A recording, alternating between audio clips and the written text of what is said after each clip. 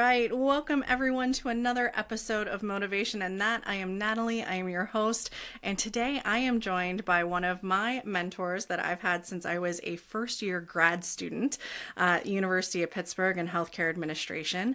And that is Craig Saylor. And Craig, I'm going to give you a quick just intro, but I always love to toss it to the guest to tell us a little bit about kind of what are you doing now? Who are you now? And, to drive home really the great conversation we're going to have today, which is all about the journey into retirement. But I think it's going to resonate with a lot of people because it's just really about life change and following passions and connecting with kind of that history. So I'm really, really excited to get into it today. But let me tell you a little bit about Craig before I turn it to him.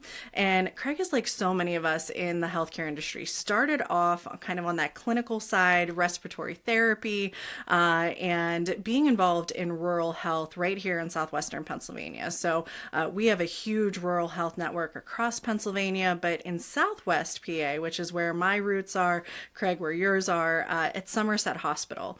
And you just got to see the whole breadth of life at Somerset, and going kind of all the way from that respiratory therapy to eventually becoming CEO of the hospital in 2014, and really just being an advocate for patients within the healthcare system. We deal with a lot of things in this area that deal with mining. We have a huge veteran population.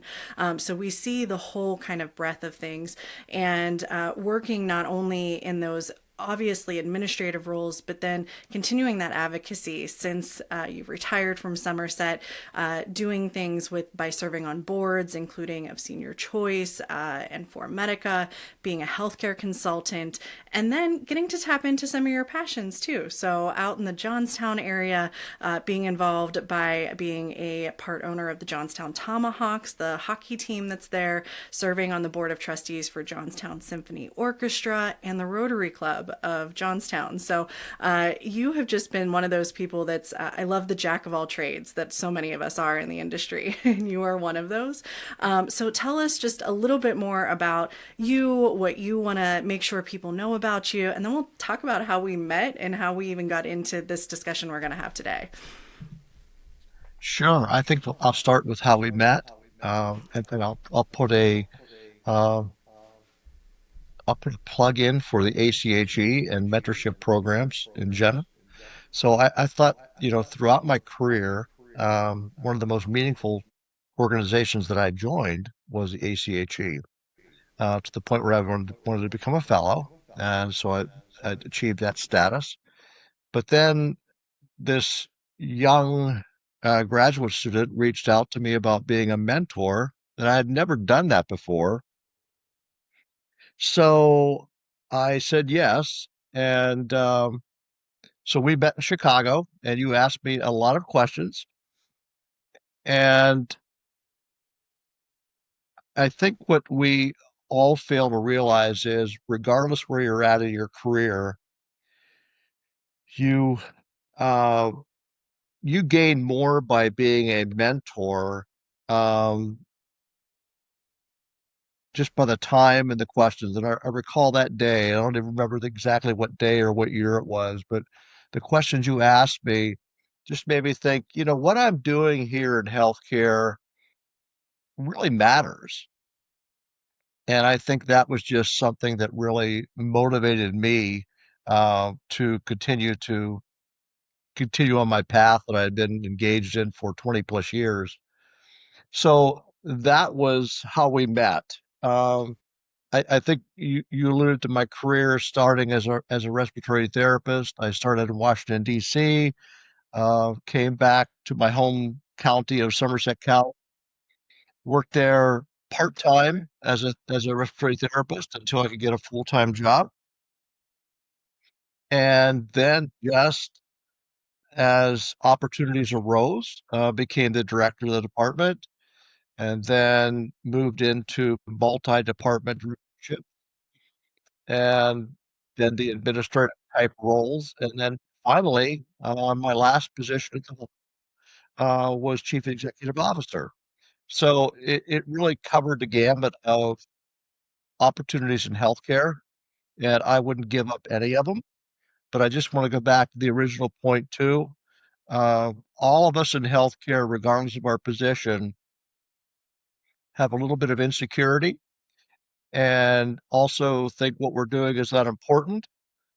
So when you have a person come along, such as you, Nat, ask me questions, it really drove home the importance of what I'm doing and kind of got me out of that, I don't know, not necessarily a dark cloud, but let's just say a gray cloud of what I'm doing now seems to be irrelevant.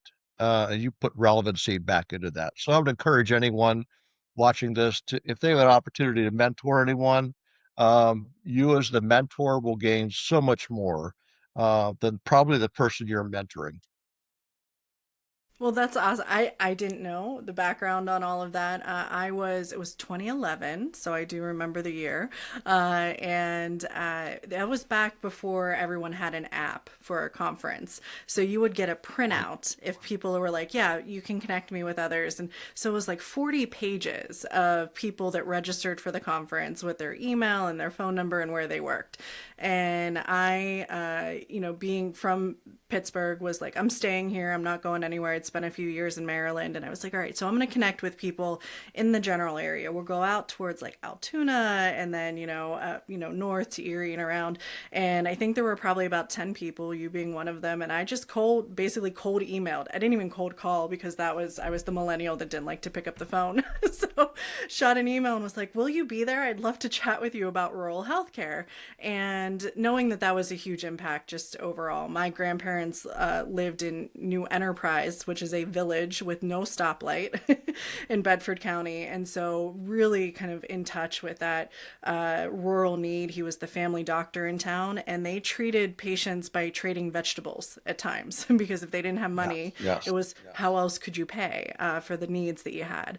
And so, kind of sitting down with you, and I was nervous. I'm like, oh my God, I'm meeting with COOs and CEOs, and I'm just this student. And you and everyone else just really, I think, tap into this is the next generation of people that we've, got to make sure we can share our knowledge with and encourage them to be in the industry and be a part of this. And I left that so invigorated overall with just like, oh my gosh, people treated me like a grown adult, and they have faith and hope and connections. And I've sent mentees your way since then who lived in the area and was like, oh yeah, I Right. know someone at Somerset Hospital, or you sent folks over my way for ACHE things.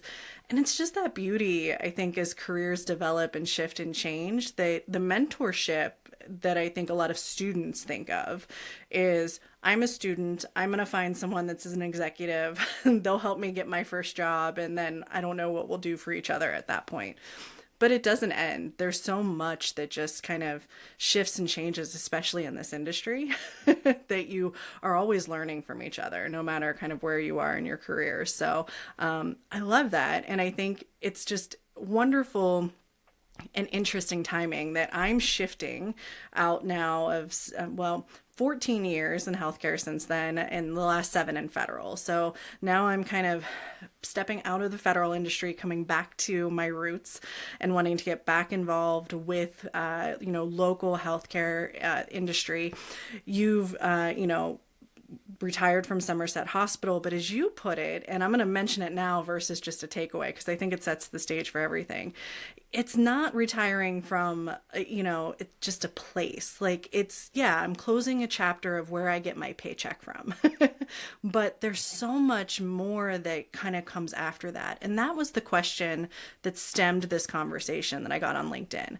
Huge swath of federal people that are retiring now because there's just a lot of change happening, and they're like, this is my chance.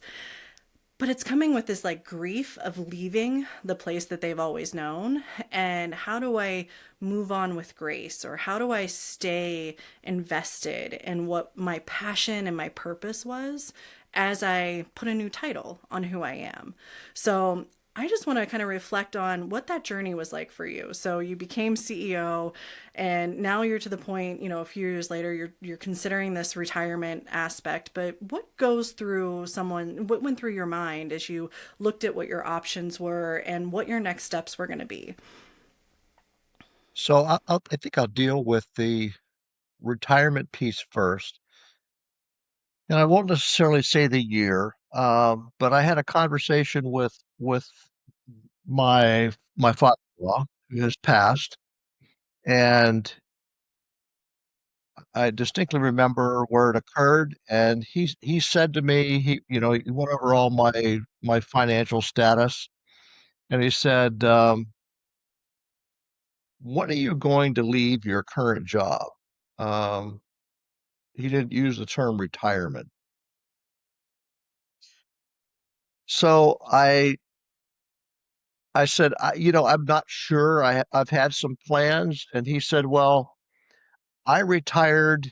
This is him speaking. I retired when I was 58. And if I would have stayed until I was 62, I would have had no good years of health in retirement. So he said, I encourage you to, whatever you can change your lifestyle and change your goals to retire earlier or move to a different level of employment, do it because you need to enjoy things while you're healthy. So that was probably, I would say that was probably the aha moment for me to say, okay, I've been planning this for a while, living frugally, putting money back. Um, let's put this on a glide path to something where I could do differently. So that occurred in December of 2017, and I beat him by 1 month in age. He retired at 58. I was 57. So I feel kind of accomplished with that. But his words just kept sticking in my head. You need to enjoy life. So December of 2017 was my last date of employment. And the next 6 months, I would say, were frightening, very frightening, because it was not what I expected it to be. I thought leaving this commitment where you're on call 24/7, you miss, your kids' birthday parties and soccer games would all of a sudden be replaced by your hobbies, fishing, golfing, and that didn't happen. So that became a very frightening part. Also, what I became aware of when people realize that now you're available, you have numerous organizations wanting you to sit on their boards, but it's for the purpose of collecting funding from you for their organization. So I had to get through that first period of time in a very cautious sense. I made some probably bad choices that I backed out of eventually, but then I found my niche. Sitting on boards made a difference. Um, Related to healthcare largely, entertainment. And then I had the rare opportunity in early 2018 of buying into our local hockey team, which has been a lifelong passion of mine. So that's a bit where I am now. Maintain status on some boards, largely healthcare focused, do consulting in healthcare, and I'm very active in the management of our local hockey program. And I love that. I appreciate the honesty about the 6 months of scariness, because I think, and I always, in all of the conversations I've had, we talk about the power of fear, and that sometimes the power of fear is what keeps us longer somewhere. And then the question is, were we our best self at the end anyway? Because you're so anxious about what's coming up, then you're in this kind of limbo place. And I Right. think the other thing, especially in service roles, so healthcare being one of those, teachings another one. You are so dedicated to the people who you've become connected with, whether it's your staff, whether it's the patients that you've seen. My grandfather would tell about, someone he delivered that he was still treating when they were 50. And, you want to stay there for them. So, were there instances that, you were caught yourself going, well, I should probably stay, or I should stick it out a little longer because that mission just continues to connect you? And how do you kind of, I guess, make that mental shift? So we've talked about it, moving to a call, your calling is still there, and exploring, when I head off of this title and I'm not in this place, here's how I can continue to be involved. So you talked about the boards, and we know you're working in some of this consulting work. We're going to touch on advocacy for federally qualified healthcare centers. And I think that, especially in today's day and age, it's hard sometimes when you've been in brick and mortar hospitals to truly embrace all of the way that we can be involved in healthcare, whether that's community advocacy, social services. I like to joke that animal rescue, where I'm touched on, is still mental health service in a lot of ways. It's connecting people with, things they can care for. And the same is kind of with hockey, even. Sports brings such a connection to people. It's athleticism, it's health, it's a sense of community that you can come out and be a part of that. So when you're shifting, and I know I had a lot of people go, we're going to miss you. We wish you'd stay. And, making them at ease with the new path forward while you're also defining your path, I think is that kind of split the why and the road. You've got folks that, the best of their heart, they want to keep you there. They're like, we love you. We're connected with you. Stick around. Change is scary because they're going through it too. So tips on how to comfort those that rely on you for support through change, while also exploring all of the change that's ahead of you. So pulled in two directions, kind of. Yeah. So I believe, I still subscribe to this, that when you, particularly when you're in a leadership role and you leave an organization, it's very important to establish boundaries of communication. You can be a great friend and a great support person, but I never thought it was ethical to cross the line and say, well, when they complain about what's happening at the organization, well, this is my opinion. I just always put up, I'm not going there. Uh, I'll be your friend. I'll be your support. I am not going to critique the work of those that came behind me.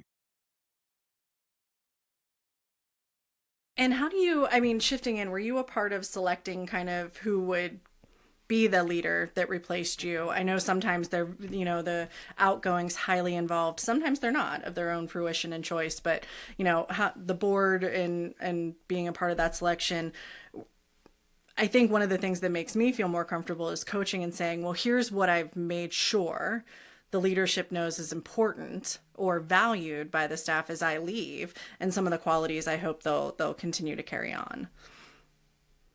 So as far as the selection, no. As far as the direction of the organization, I think that was clear and that was followed. And a tough time for rural healthcare too. Right? Very.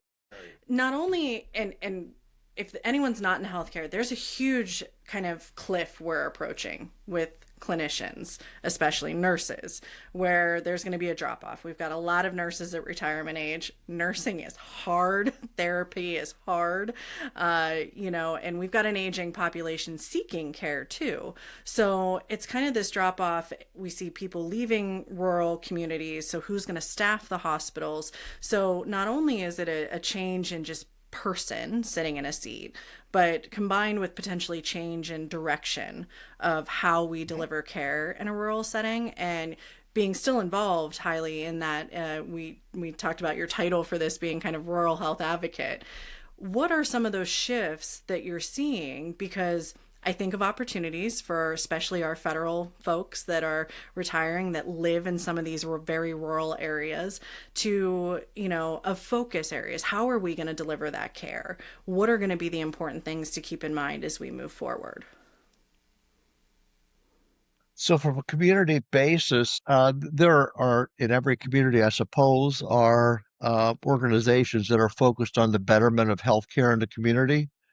So I think being involved in those, we have one within our Cambria Somerset region is the 1889 Healthcare Foundation, and they look at disparities in the region, and they need people to help provide support, recommendations for closing the gaps in those healthcare disparities. So that's probably the first and easiest one to do.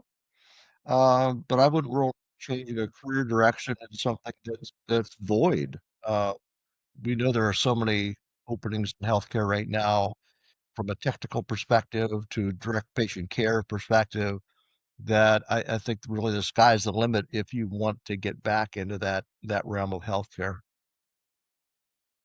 Yeah, and I think too, I've heard a lot of more people talking about more per diem work, going back part time, Mhm, doing things that mhm. are, 2 days a week, and seeing a shift, I think, towards home health care too. There being opportunities that if you're someone that doesn't want to work at the 9 to 5 or do the 3 12-hour shifts, that there are opportunities to do some more per diem, PRN work that you can babysit 3 days a week, your kiddos, your grandkiddos, nieces, nephews, whatever that might be, and still be connected to this passion that so many of us have. Even when we're burnout, it's still this desire to Yes. want to care and be involved. I think you touched on it, and the per diem piece in home health or in urgent care centers, those are important pieces of the puzzle that we often forget when we're stuck inside the brick and mortar of acute care delivery. What tips do you have? Because here's my other thing that I think about a lot in this world that we're changing. We've got folks that have gotten degrees. Um, Sometimes they're really valuable degrees. Sometimes we find ourselves in industries that have nothing to do with them. And how do we recruit, whether it be Gen Z, millennial, even the Gen Alpha coming up, to want to be involved in rural healthcare? Because I think, or rural communities, period, because there is always such a drive to be like, oh, I grew up in the rural community. I'm out. I'm heading to where there's more to do, there's more opportunity. Many times we find ourselves cycling back. I'm, just about an hour from Johnstown, still rural, but not as rural. We've got a university and stuff here, but it's tough, and I think that's a fear that I hear from a lot of people is like, oh, I want to move out, I want to get some land, but I don't know if I'll have anyone to help care for me while I'm there. And it is such a Yeah. unique opportunity to be in a system that is intertwined the way that I think the healthcare systems in the more less urban communities tend to be. What are some of the beautiful things that you saw that you would want to be like, this is what you get out of these communities? This is the unique aspect of serving these types of patients or being in these types of healthcare settings. So I think the short answer to that is you get to know the patients and their families. Very early on in my respiratory career, I did home visits for patients that were on oxygen and nebulized therapy, as well as sleep medicine. And they became friends. We'd exchange Christmas cards. We'd attend weddings and go to their funerals. And the same thing applies when it comes to the acute care patients, that you really learn to know your community. And I'm not saying you cannot do that in an urban environment, but I think it's more difficult. So you create that real bond, and you can create a meaningful difference in that patient and that family's lives, and create lifelong friends. So, I hear now, and I believe it. A lot of our current generation they're not so concerned with salary. They're concerned with making a difference. And rural healthcare provides, in my humble opinion, the greatest opportunity to make a difference in your community as well as in people's lives. And I'll just put it, rural is also a cheaper cost of living often than so there's a trade-off there. And still, I think, and especially the technical components, nursing, therapy aides, medical technicians, even x-ray techs, things like that. These are also the areas that tend to offer a lot of those incentives to come as well. And my experience has been, give it a shot. Once you're here for a couple years, either you will be like, I'm leaving and never coming back. It's not going to be the right fit for me. Or you're like, wow, this really wasn't so bad. It takes me 2 minutes to get to the grocery store, and there's a farmer's market, down the road. And it's some of those funny stereotypes that actually make a lot of a lovable kind of feeling to connect to. So, but I'm going to hop back to the hockey piece, right? Because sometimes we think about leaving and it's like, well, now I got to drive 2 hours to see a hockey game or a football game or things like that. And that still exists. We have a baseball team right in Altoona, which is about an hour away. They're a double A team, but I love going out there. They're a blast. You've got, the Tomahawks. So one, where did your passion for hockey start? And two, how do you, I mean, it's one of those things you work with a lower budget probably in a lot of cases to promote and get that awareness out there.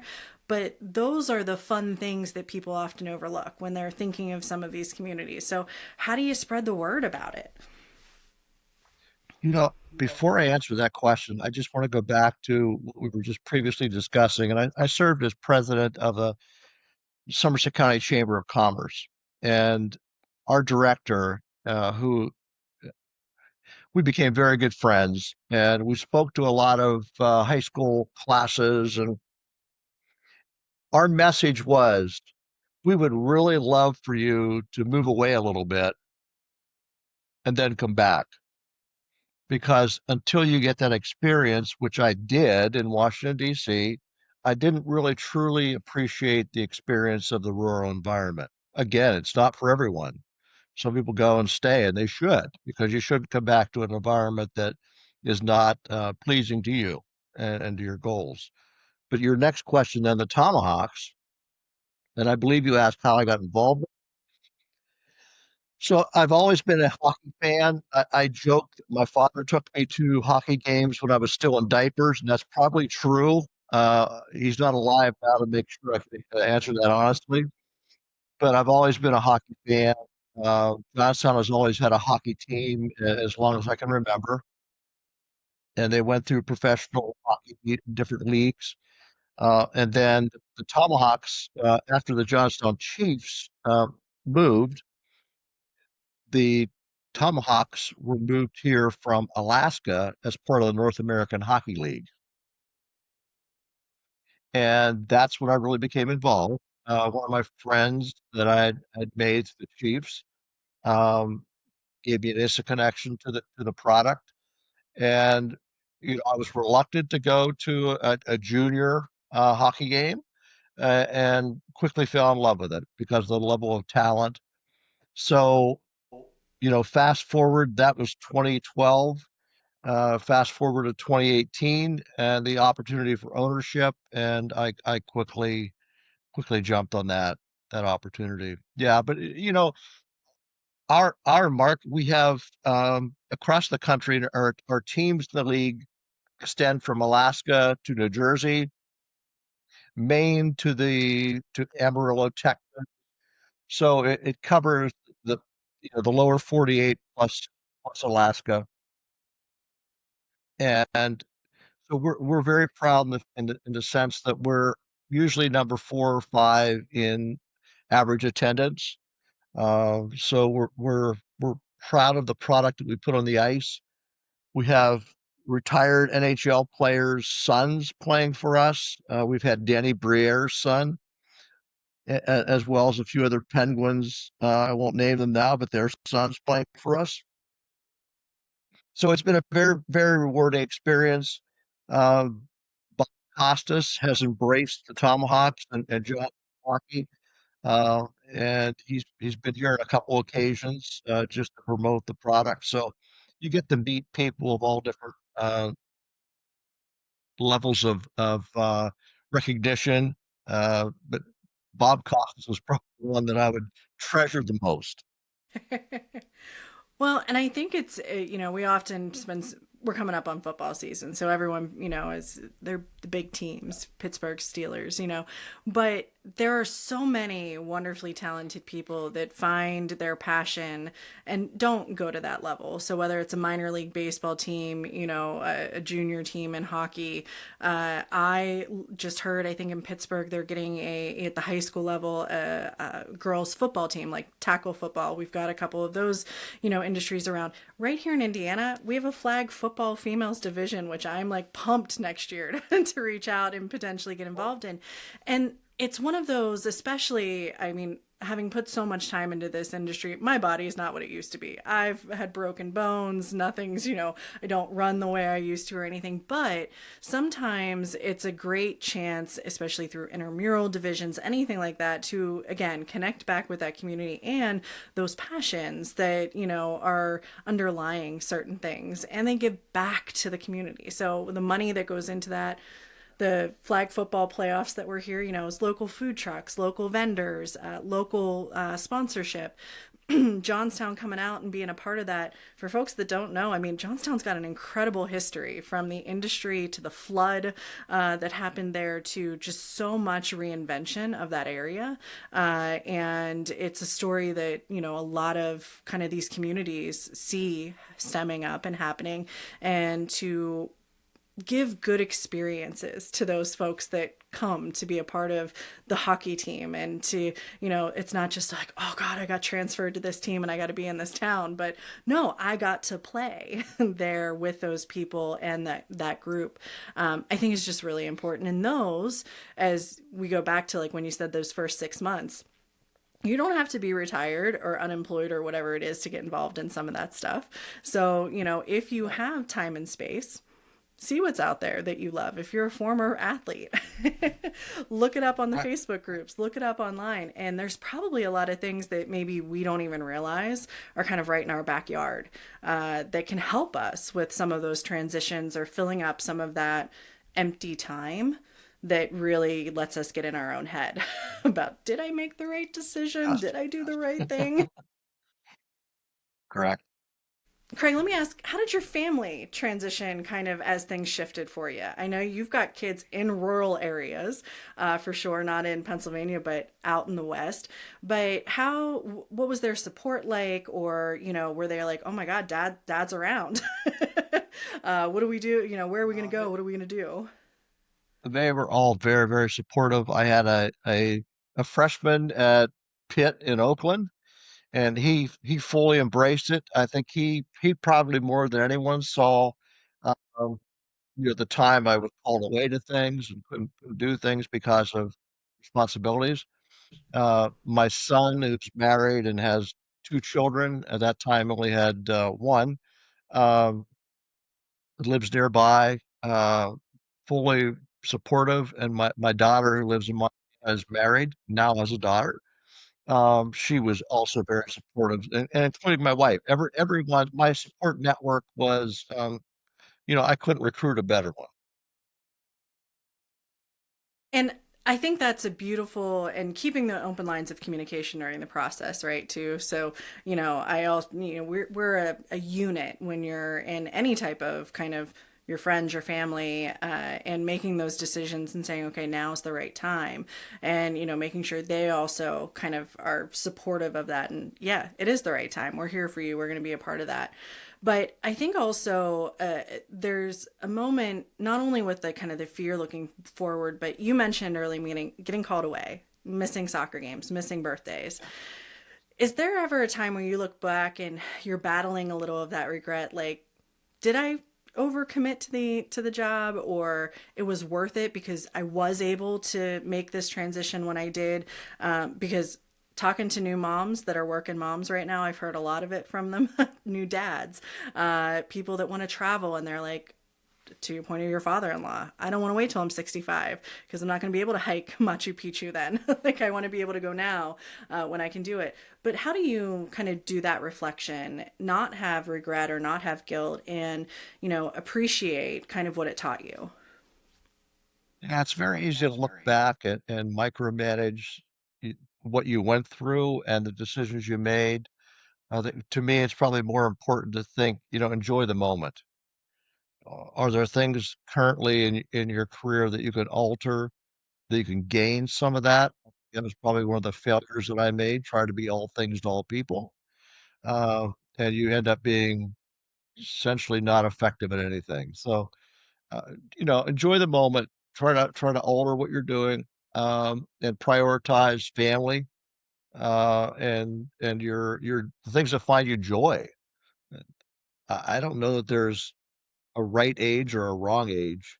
There's a useful age that you have in every job, but I don't know there's a right age or wrong age to leave a job. And I think we're getting into a world where I hate to say, at least I looked it up and it was something like people change careers 10 times, and career depending how you define it. But, the term of staying in one place for 40 years really isn't reality for a lot of folks anymore, simply because industry changes so rapidly. And there's not a lot of companies that last for 40 years or, have the same type of positions. We've seen so many new roles come up in healthcare over time that have replaced kind of other pieces. You have AI coming to fruition. So I think just that level, and I loved how you said you can't micromanage when looking backwards, because we micromanage in the present as it is, but then We looking do. back and trying to pick apart everything that could have been different. So, I think always leaving a percentage that's open to what can be and saying, all right, well, 75%. I know what I'm doing. I know kind of what my goal is, but there's 25 there that could shift with the right thing, the right pressure, the right time, and being willing to jump into that and embrace it when it shows up. And that's a little bit of this idea of it's the edit. We're all retiring from things every day. We're closing a Sure. chapter, we're putting stuff aside. And you talk about joy, and I got to ask Craig, what is left on your bucket list of things as you're going forward, because you've got a lot of stuff going, but what else is ahead for you as you kind of look at those joyful moments? So from a personal perspective, as far as enjoying things, I think a lot of those were accomplished. We were able to follow the Oregon Trail from its origin out in Missouri all the way to Oregon. Um, so that was a piece that was important. Um, we have a motor home that we take the dogs, the cat, and just kind of explore the country. So I was able to do that. I was able to do a few Western hunting trips. I'm involved with a very, very um, great group, Frontier Strategy Partners, who were our focus again is rural healthcare and improving it and helping it. So those are kind of the personal pieces. This might surprise you, uh, but an open bucket list item. I would love to walk into a failing rural healthcare organization and be a CEO for a year or two to right the ship. That's my goal. That's a bucket list. And I don't care if it's Alaska or Maine or Alabama. I would just love to give that back. I'm not going to volunteer time or money, but give back in the sense that I think I have a lot of things and a lot of tools I could bring to save a community hospital in those areas. All right. Well, folks heard it here first. I push all these out on LinkedIn. So, Craig, you might have some folks reaching out wanting to chat about that. Also, as someone who grew up on the very first Oregon Trail computer game, I feel like I need to look. Is that something you can go out there and find? Like, they actually have like information on how to follow the Oregon Trail? They do, and so while I was working, we always knew that my wife's family, her ancestors went from the origin of the Oregon Trail all the way to Idaho on covered wagons and that mechanism. So she found the history of it and got from some family members. We have a trunk from the Oregon Trail that was on one of the wagons that was her relatives. We have a distant relative's little boots that she has that they were on the Oregon Trail. So we began a lot of planning, and yes, we found points, and you could see the wagon wheel groove uh, eroded into the rock, and you could find many places where there's pure evidence of these the wagon train going through. Our final spot uh, was Keene, Oregon, and that was the Keene Pass, and it was named after her great great uncle who was a scout and discovered this pass named after him. So that was our end point, and then we um, ended the trip there and went to our daughters in Montana. Well, and talk about, I just realized that was probably a lot of us, our first touch of rural healthcare was dysentery and cholera on the Oregon Trail game that you had to see Yeah, if people yeah, could survive it or not. So you think about kind of how rural healthcare in the modern sense really started to spread, and those frontier efforts being part of that. It brings you back to the frontier strategy idea. So I yes. love how all of these pieces really kind of connect together over time. But I like to end, and we're right about at the end of the episode here, with, a couple of nuggets that you'd like to give people. So I tell everyone kind of take a deep breath as we close out the podcast episode. And as our guests come on, like, what are some just final thoughts, some tips, some thoughtful questions that people listening might want to take as they think about career shifts, career changes, moving to their next chapter, finding their passions. It's kind of an open book, but what would you like to leave people with? So follow your passions, and if you're not aware of what they are, just take some personal time and quiet time to discover those. I think another takeaway I would really like to promote is sometimes you are just in a position or organization too long where you lose your effectiveness. Regardless of how effective you are, your message just does not resonate.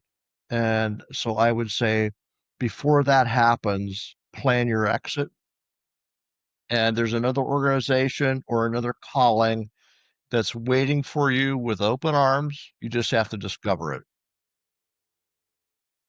And that's the antidote to retiring in place, right? We hear that all the time where, you kind of wait to plan your exit until you've decided you're exiting.